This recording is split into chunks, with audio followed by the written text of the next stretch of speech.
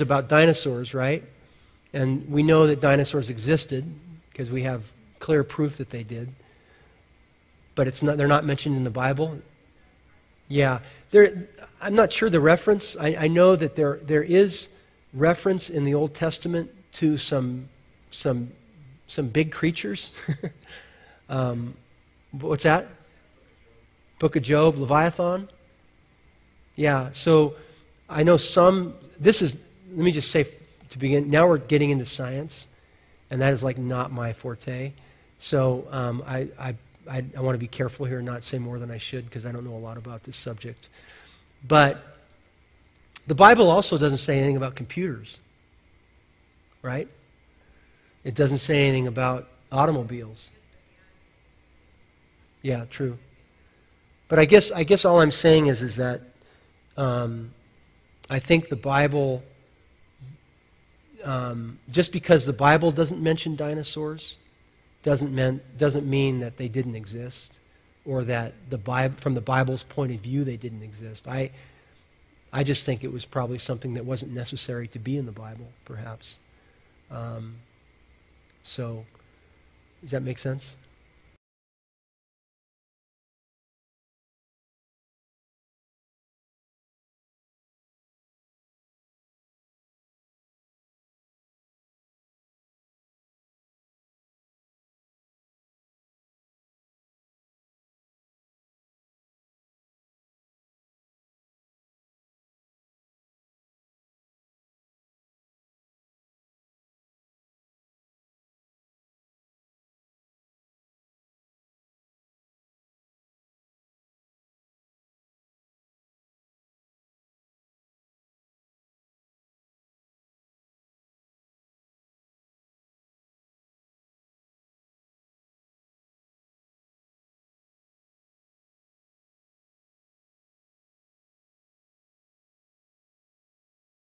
I drove a long way for this thing so you guys can see the Stegosaurus, living proof that man did live with dinosaurs.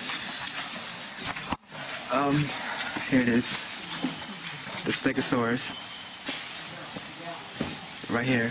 See that?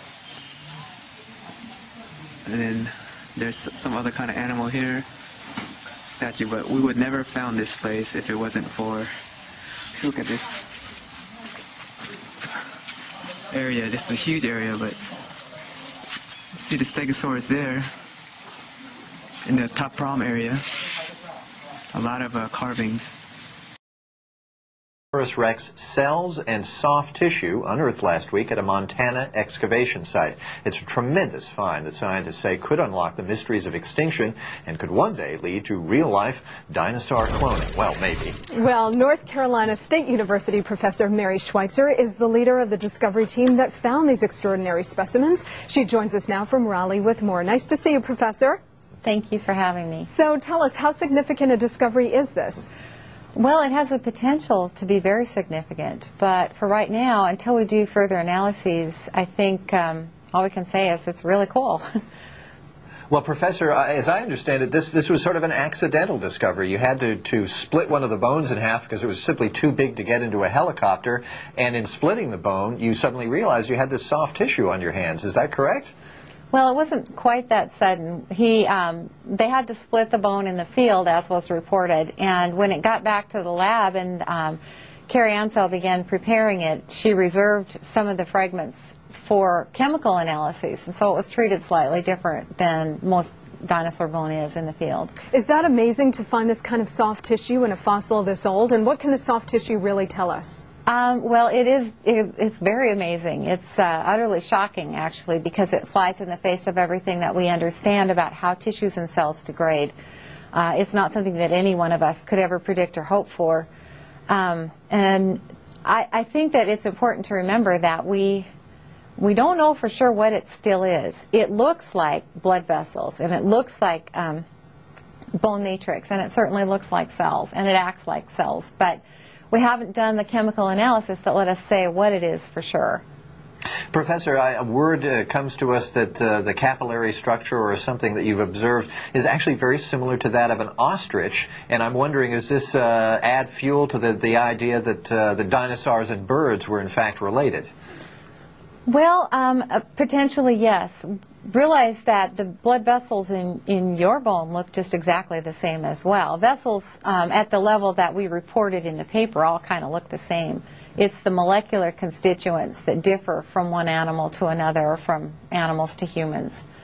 So the potential is there to really tell some differences, but for right now, that's not something that we can address. How big a T-Rex are we talking about here, Professor? This one was quite a small T-Rex relative to, say, Sue that's on display in Chicago. It was significantly smaller, but it was also significantly older. And if I'm remembering what Jack told me correctly, it is the first appearance of Tyrannosaurus rex. So therefore, it's geologically, it's the oldest T-Rex on record. Would it have wanted to eat us, Mary? Was it a carnivore? You know, probably. That would be my guess. Now, is it possible to clone from this kind of tissue? Are we looking at, I mean, Ron and I were sort of making fun here of a real-life Jurassic Park, but is that possible? No. I think all of the obstacles that stand in the way between us and cloning a dinosaur, getting the DNA from the dinosaur is actually probably going to be the easiest, and that's not something we're anywhere close to doing. So once you get the DNA, it will be fragmented and chewed up into little tiny pieces. And so you'd have to figure out how to put all those pieces together. And then you'd have to figure out exactly what order to put them in. Then you'd have to figure out how many chromosomes that dinosaur had and make sure that all of the genes are arranged correctly on the chromosomes. And that's just for starters. Well, you've anticipated my next question. And let's assume that you can do all of that sort of thing. What might you learn from dinosaur DNA? Well, you know, I think it's really exciting to learn things like, you guys have probably heard of the idea of molecular clocks, which is a way of taking particular fragments of DNA and comparing them across taxa to get an idea of how quickly DNA might mutate or change. Now we have the opportunity to do that with something that's actually anchored in the fossil record. So that's one potential really exciting thing that might come of this. And one of the exciting things about this discovery, correct me if I'm wrong, is the fact that this stuff was fossilized as it was. At 70 million years old, you don't expect to find soft tissue, do you? Not at all. No. It was utterly shocking. So you have to sort of rewrite the book as far as fossilization goes, I assume. Well, that's the exciting part for me. I've always been very intrigued by how things change in going from a living being to part of the rock record. And like I said, a lot of our science doesn't allow for this. All of the chemistry and all of the molecular breakdown experiments that we've done don't allow for this. So if this material turns out to be actual remnants of the dinosaur, then yes, I think we will have to do some certainly rethinking of some of the basics of the model of fossilization. You know, well, Mary, when I was reading about this story, I was amazed that in some of the capillaries, when you went to pull them, they snapped right back. Are you amazed at the quality of these remains? Absolutely. 70 million years old, huh? It's just doesn't seem possible. But yes, you can actually take the vessels, and they do have internal components, and so you can take a probe and kind of squeeze those things out into solution, and the vessels are fine. It's just, I can't explain it, to be honest. Very cool. Well, Professor Mary Schweitzer,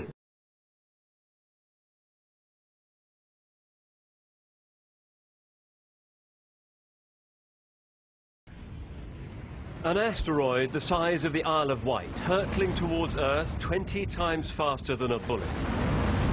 This was the first theory for how the dinosaurs were wiped out. Giant creatures destroyed in a storm of dust and darkness. Their sources of food ruined, their long rule over. Or maybe it was volcanoes, a series of huge eruptions in India. Blasts of ash and sulfur that blackened the sky, killing off plants, an apocalypse that lasted hundreds of thousands of years.